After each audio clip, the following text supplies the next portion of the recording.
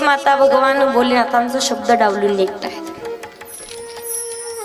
त्या अगोदर एक सुंदर कथा सांगितली जाते पहा। भगवान भोलेनाथ सती मातेचा सांभाळ फार प्रेमाने करतात। लग्न सोहळा पार पडतो ना, दक्ष महाराज सोन्याचा पलंग धनधान्य किती गोष्टी देतात आणि आनंदानं ऐश्वर्यामध्ये ज्या वेळेला सती माता दक्षाच्या घरी राहतात, भोलेनाथांना एक प्रश्न पडायचा, स्मशानभूमीत मी राहणारा ऐश्वर्यामध्ये श्रीमंत बापाची श्रीमंत लेक आहे, तिचा सांभाळ सुद्धा तेवढ्याच आनंदात झाला पाहिजे। कैलासावरती घेऊन जात असताना कित्येक आनंदाच्या गप्पा गोष्टी करत कधी कधी विनोद सांगावा, सती मातेला आनंदात ठेवण्याचं काम करायचे। आनंदात ठेवण्याचं काम करतायत। एखाद्या वेळेला फुलांची जर एखादी फुलबाग असेल तर ते फुलबागामधून भोलेनाथांनी स्वतः फुले तोडून आणावेत आणि फुले तोडून आणून त्या फुलांची माळ तयार करायची। केसांमध्ये तोच फुलांचा गजरा, फुलांची माळ माळवायचे, सती मातेला आनंद ठेवण्याचं काम करायचे। कधी कधी पहा, बाई 24 तास काम करत राहते, रात्रंदिवस काम चालू राहतं, पण तरी सुद्धा मालकानं चुकाच, घरातल्या माणसानं चुकाच काढत राहिले तर तिला अजून जास्तच कंटाळा येतो। तेवढा थोडंफार कधी जर कौतुक केलं, थकत नाहीत का, दमली नाहीस का, भाजी चांगली झाली बरं आज, भाजी खारट होऊ द्या, पण एकच म्हणायचं फक्त, जास्त रागराग करायची गरज, अजून थोडं भाजी चांगली झाली पण थोडंसं मीठ कमी पाहिजे होतं, असं सांगितलं तर अडचण आहे का काय? पण रागारागात बोलल्याशिवाय राहत नाहीत, भांडे तरी आपटतील, काहीतरी करतील। महिला मंडळाला जास्तच राग येतो। कधीतरी कौतुक केलं तर सगळा अशीन हलका झाल्याशिवाय राहत नाही। दिवसभर रात्रंदिवस किती काम करत राहू द्या, एकदा फक्त असं सांगितलं कधीतरी कौतुक करत जा। एक बहादर गेला घरी जाऊन बायकोला म्हणे, जेवायला बसला, काय भाजी झाली, खारट झाली, पण काय भाजी, अशी भाजी अजून कधीच खाल्ली नव्हती म्हणे। काय भाजी झाली, एकदम चांगली, काय भाजी, अशी भाजी अजून कधी, गावात कोणालाच अशी भाजी जमणार नाही, काय चव आहे तुझ्या हाताला। ती किचन मध्ये गेली, लाटणच घेऊन आली, ती म्हणे 25 वर्ष झाले तुमच्यासोबत संसार करते म्हणे, आजपर्यंत एवढी भाजी करायची म्हणे कधी कौतुक नाही केलं ना, आजच शेजाऱ्याच्या मंडाबाईकून भाजी आणली तो काय कौतुक चाललंय, कराव कधी हे सुद्धा समजलं पाहिजे माणसाला। तुम्ही पहा, ज्या वेळेला रामायणातली कथा येते, प्रभू रामचंद्र सीता मातेला घेऊन निघाले ना, त्यांना सुद्धा आनंद ठेवण्याचं काम करतात। फुलबागांमध्ये गेले तर स्वतः हार तयार करून लावायचे केसांना। भगवान भोलेनाथ सती मातेला आनंद ठेवण्याचं काम करत आहेत। एके दिवशी सतीनं आनंदामध्ये राहावं म्हणून एका वेळेला भगवान भोलेनाथ आणि सती माता कथा श्रवणासाठी निघालेली आहेत। कथा श्रवणासाठी निघालेत। कथा श्रवण करत असताना भगवान परमात्माचं नामचिंतन करत असताना किती मोठं दुःख, किती मोठं पाप असेल, पापातून उतराई होण्यासाठी भगवान परमात्मापासून परंपरा चालत आली, कथा ऐकावी, जोडीनं कथा श्रवण करावी। कारण नवविधा भक्तीमधील पहिल्या क्रमांकाची जी भक्ती आहे, श्रवण भक्ती, याला फार महत्व सांगितलेलं आहे।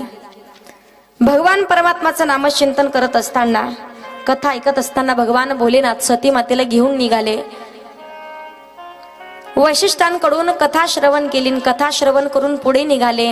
पंचवटीमध्ये, नाशिक पंचवटी या ठिकाणी आल्याच्या नंतर भगवान भोलेनाथांनी पाहिलं, ज्या माझ्या इष्ट देवांची कथा आता श्रवण केली तेच इष्टदैवत दर्शन देण्यासाठी आलेत।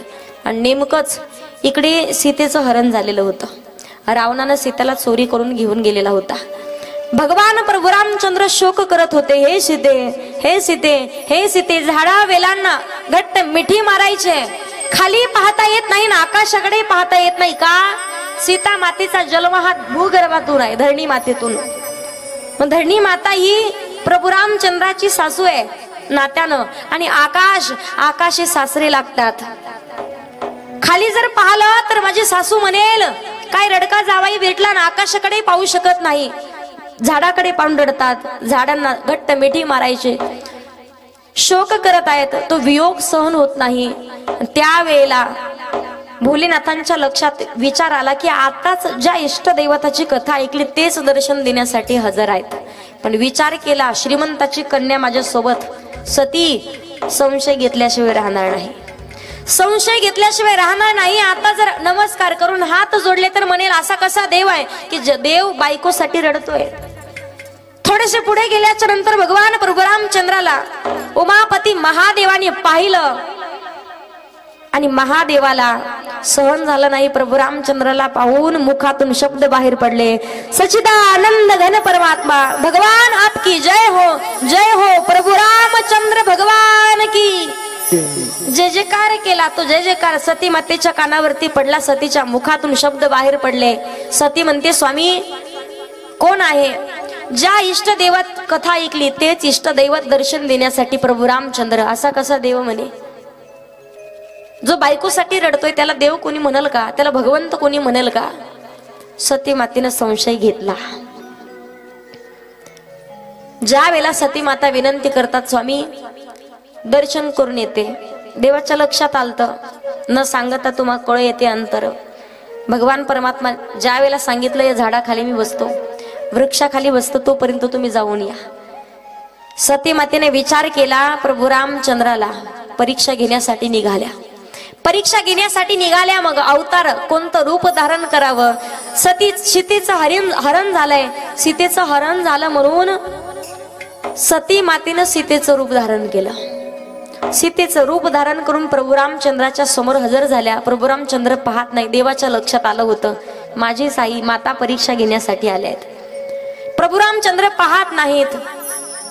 त्यांच्या समोर जावं तरी देव पाहत नाहीत. मग विचारावं तर काय विचारावं? आई म्हणावं तर रूप पत्नीचं घेतलंय आणि पत्नी म्हणावं तर आहे नात्यानं आई. मग प्रभू रामचंद्र म्हणतात, बाबांना सोबत आणलं नाही का? पित्याला सोबत आणलं नाही का? सती मातेच्या लक्षात आलं राघवांनी आपल्याला ओळखलंय. डोळे बंद केले. डोळे बंद केले. प्रभू रामचंद्र लक्ष्मणजीचं दर्शन झालंय. राजसिंहासनावरती बसलेले. परत डोळे बंद केले. डोळे उघडून पाहिलं तर साक्षात राम लक्ष्मण सीता दर्शन झाले. परत डोळे बंद केले. रडताना प्रभू रामचंद्र दिसलेत. भगवान परमात्मानं मायावी रूप धारण करून कित्येक वेळा दर्शन दिलं. सतीच्या लक्षात आलं आपण चुकीचं काम केलंय. ते रूप सोडलं आणि सती माता भगवान भोलेनाथांकडे निघालेले आहेत. भगवान भोलेनाथांकडे निघाल्याच्या नंतर सती मातेला ज्या वेळेला आल्याला विचारलं, घेतली का परीक्षा? म्हणे नाही स्वामी, परीक्षा घेण्यासाठी नव्हते गेले. फरक एवढाच, तुम्ही दर्शन लांबून घेतलं, मी थोडं जवळ जाऊन घेतलं. देवाच्या लक्षात आलं आता नाही सांभाळ करू शकत, आता नाही त्यांच्यासोबत पत्नीत्वाचं नातं टिकून ठेवू शकत. म्हणून भगवान भोलेनाथांनी न सांगताच स्वतःच्या जवळचं शेजारचं आसन उचललं आणि समोर टाकलं. समोर आसन टाकण्याचा परिणाम असं म्हणतात की गुरु शिष्याचं नातं तयार झालंय. दक्षाच्या राज्याचा विध्वंस करण्यासाठी सतीमाता ज्यावेळेला तिकडे जातात ना, दुसरं कारण हे वियोग सहन नाही झाला योग अग्नीमध्ये लीन होण्याचं. आणि दुसरं कारण दक्ष महाराजांकडे गेल्याच्या नंतर नंदी महाराज स्वतः वाटलं होतं, नंदीवरून खाली उतरल्या. स्वागत करण्यासाठी आई वडील माता पिता सगळेजण येतील, बहिणी येतील, पण कोणीच हजर नव्हतं. कारण दक्षाने सांगितलं होतं जो कोणी सतीला जवळ करेल देहदंड देण्यात येईल, श्रीछेद करण्यात येईल, धडापासून शिर बाजूला करण्यात येईल. कोणी जवळ येत नाही. सती माता आल्याच्या नंतर प्रत्येक बहिणीने विचारावं, का ग तुझ्या मालकाच्या डोक्यामधून पाणी जात होतं ते अजून थांबलं की नाही? कोणी म्हणावं राहण्यासाठी घर काही बांधलं की नाही, का स्मशान भूमीमध्येच राहत आहे? कोणी म्हणावं अजूनही अंगाला कपडे वगैरे बांधतात की नाही, कपडे घालतात की नाही, का पालं पाचोळाच गुंडाळतात? प्रत्येकानं अपमान करावा, तो अपमान सहन झाला नाही. थांबा, वेळ अजून, आत्ताच आणू नका. तो अपमान सती मातेला सहन झाला नाही. आईकडे गेल्या. अंतकरण जाणलेलं होतं. प्रत्येक इच्छा, प्रत्येक मन, प्रत्येक दुःख आईजवळ सांगावं अशी इच्छा निर्माण झाली. दक्षानं पाहिलं आणि दक्षाला सांगतात सती माता, बाबा तुम्ही चांगलं केलं नाही. महायज्ञाचं आयोजन केलंय, पण महादेवाशिवाय कोणताच महायज्ञ पूर्ण होऊ शकत नाही. तुमचा काहीतरी गैरसमज झालाय बाबा. तुमचं नातं हे सासरा जावयाचं नातं आहे, धाग्यासारखं नातं आहे. जपलं तर टिकल, ताणलं तर तुटल्याशिवाय राहणार नाही. समजावून सांगण्यासाठी आले बाबा, तुमचा काहीतरी गैरसमज झालाय. दक्षाने सांगितलं, सती मला शिकवू नकोस, तुलाच राहायचं असेल तर त्याच्याकडे राहा. माझी एवढी रूपवान मुलगी ऐश्वर्यामध्ये राहणारी कन्या त्याच्या स्वाधीन केलीये. आणि दक्ष महाराज सांगतात, सती दे सोडून त्या महादेवाला, माझ्याकडे येऊन राहा. कधीच कोणत्या बापानं ही चुकूनही सांगायचं नाही स्वतःच्या मुलीला. पूर्ण प्रपंचाचं पूर्ण संसाराचं वाटोळं होतं पहा. एकदा नसेल राहत परत नेऊन सोडा सासरी.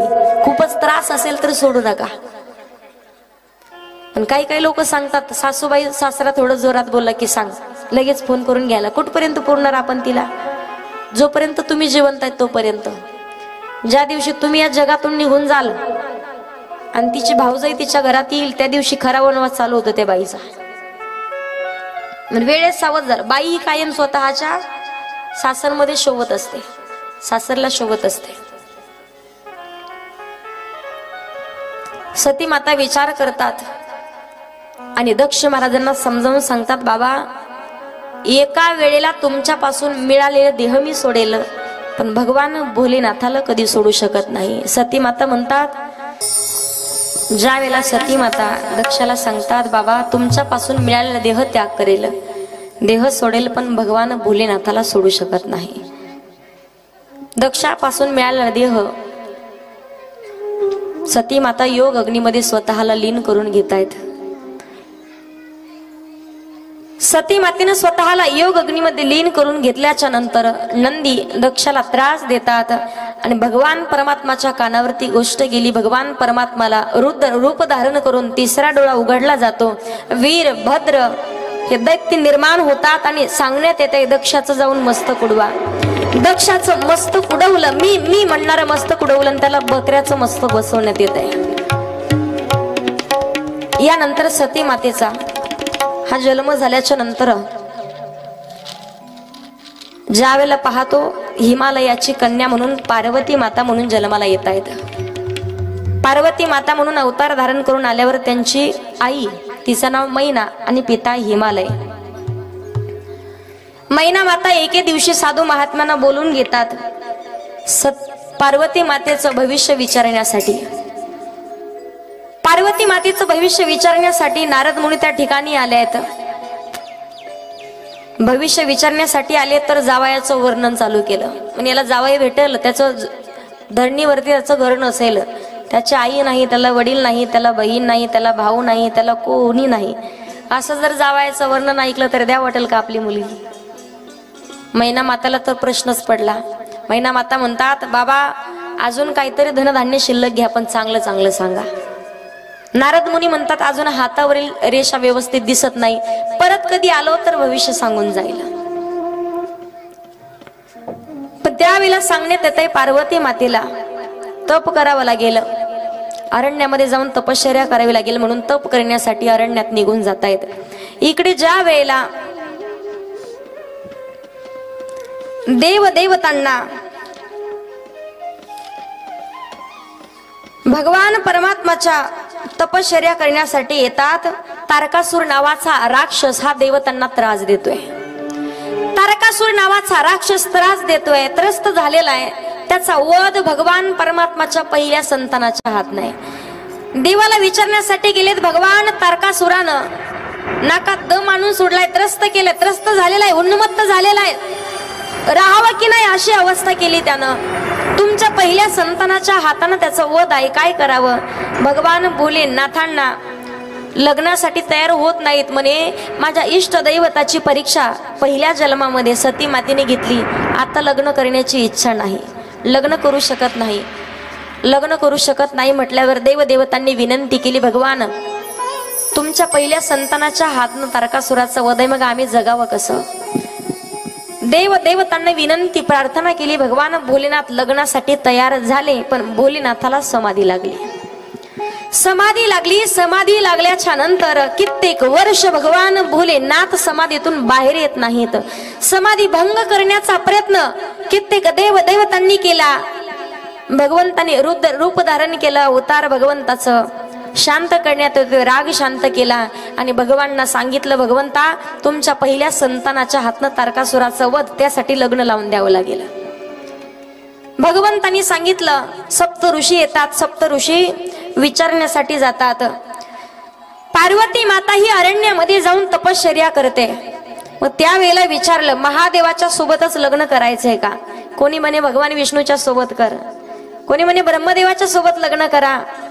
पण पार्वती मातेने सांगितलं या जन्मात तपश्चर्या करेल, मरेल, परत तप करेल, परत मरेल, तप करेल, परत मरेल, पण मी लग्न करेल फक्त महादेवाशी. मैं तो शिव की पुजारन बनूंगी, अपने भोले की जोगन बनूंगी.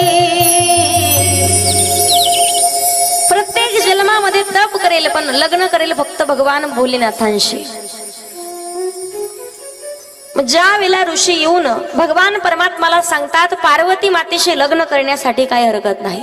पार्वती म्हणतात या जन्मात तप करेल, मरेल, परत जन्म घेईल, तप करेल, मरेल, पण लग्न करेल भगवान भोलेनाथाशी.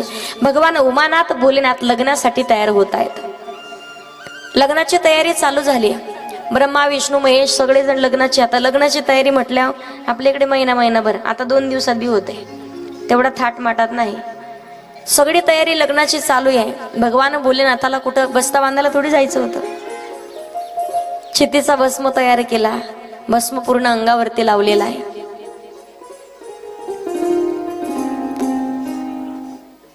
कित्येक ऋषी मुनी जवळ आले पण सर्व देव देवता श्रृंगार करून निघून चाललेत. भगवान भोलेनाथाचा मेकअप गळ्यामध्ये सर्प आहेत, पूर्ण दंडामध्ये हातामध्ये सर्प बांधलेले आहेत, कमरेला घुंगरांची माळा बांधली आहे, वागांबर घातलेला अंगामध्ये परिधान केलेला आहे. आणि त्यावेळेला शृंगानं देवतांनी काही दैत्यांनी सांगितलं भगवान आपल्याला जाण्यासाठी कोणीच पाहुणे मंडळी राहिले नाहीत, सगळे देवता पुढे निघून गेलेत. भोलेनाथ म्हटले आपल्या परिवाराला आपल्या पाहुण्याला काही कमतरता नाही म्हणे. का? जिथे फोन लाव तिथे आपले पाहुणे आहेत, असं कोणतंच गाव नाही. पहिला फोन लावला चितेगावला, लग्नासाठी सगळेजण आले, भूत प्रेत पिशाच सगळे आले. दुसरा फोन लावला बिडकीनला, तिसरा फोन लावला संभाजीनगरला, सगळेजण आलेत. लग्नाची तयारी चालू झाली. पण भूतांनी सांगितलं होतं देवा लग्नात येतो आम्ही, पण आमचं लय दिवस झालं म्हणून नाचलो नाही, तुमच्या लग्नात नाचायला भेटलं. आम्ही कसे नाचतो हे पाहण्यासाठी तुम्हाला बैलावर पाठीमागे तोंड करून बसावं लागलं. मग भगवान भोलेनाथ लग्नासाठी तयार होत आहेत. हिमालयामध्ये त्यांचा प्रवेश होतो. आपण ते झाकी रूपामध्ये झाकीला घेऊन या. हा या घेऊन मधून रस्ता करा.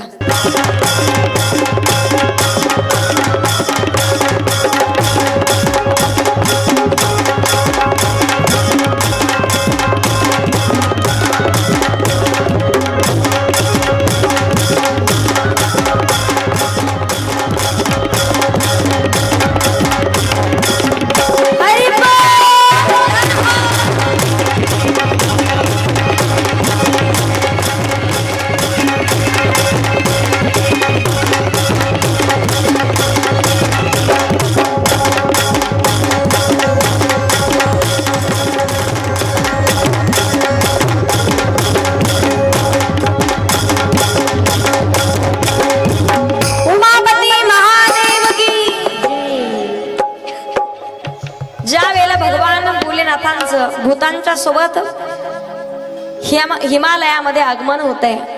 हिमालयामध्ये आगमन झाल्याच्या नंतर मैना माता ताट घेऊन ओवळण्यासाठी येतात.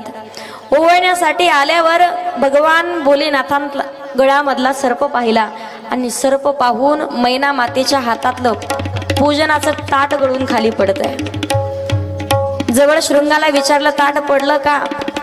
मैना मातेने विचार केला साक्षात चंद्र माझ्या जावयाला ओळण्यासाठी आहे, मग तिथं माझी तेलाची दरड्याची वात काय कामाची, म्हणून ताट गळून पडलं. हिमालयामधले सर्व लहान लहान मुलं आई बापांना सांगायचे आई बाबा पूर्ण भूत आपल्या गावात हिमालयात भूत आलेत. सगळेजण दार बंद करून बसलेत. लग्नाची तयारी चालू झाली आहे. अंतरपाठ धरण्यासाठी कोणीतरी या. नवरीचे मामा नवरीला घेऊन या. नवरदेवाचे मामा या समोर. अति उत्साहामध्ये आपल्याला लग्न पार पडायचंय. थोडं थोडं पाठीमागे सर का तुम्ही आता.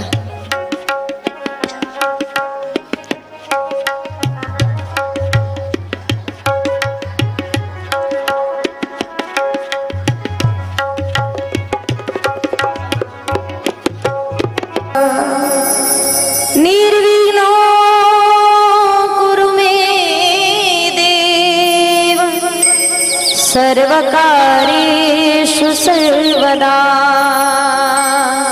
शुभमंगल सावधान सावधान शुभमंगल सावधान सावधान शुभमंगल सावधान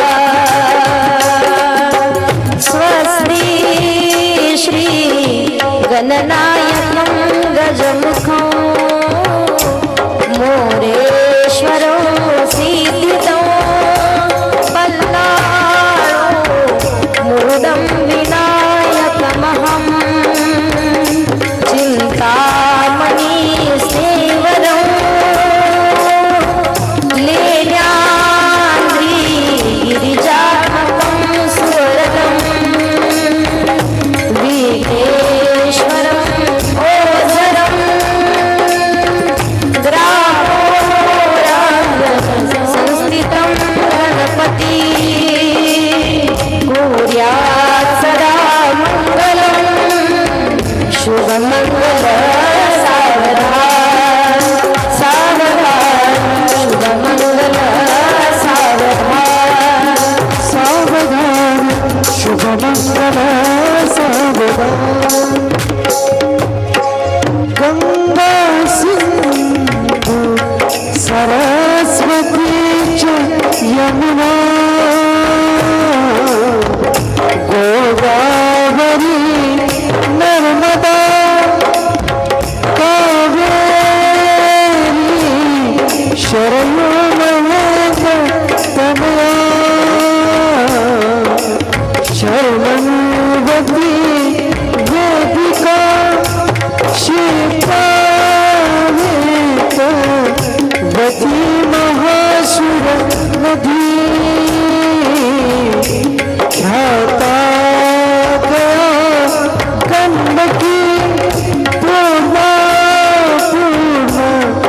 जले समुद्र सरिता कुर्यात् सदा मंगलम शुभमंगल सावधान सावधान शुभमंगल सावधान राजा करुंगिनी सनयनी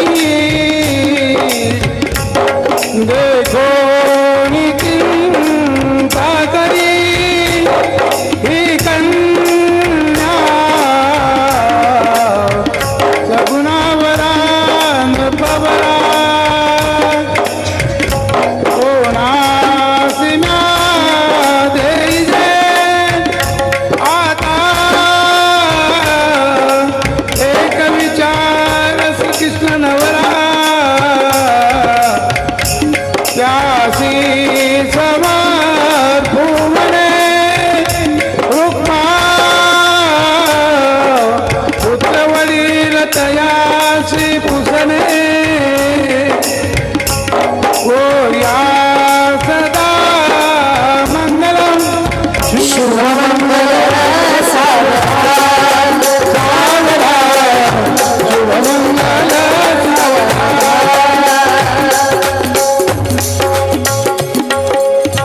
लक्ष्मी कौसुता परिजात का सुरा भगवंतरी चंद्रमा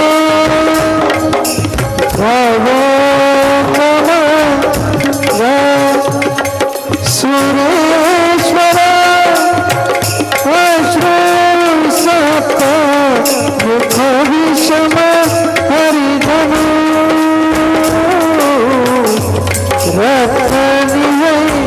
चतुर्दश सावधान शुभमंगल सावधान सावधान शुभमंगल सावधान शुभमंगल सावधान सावधान शुभमंगल सावधान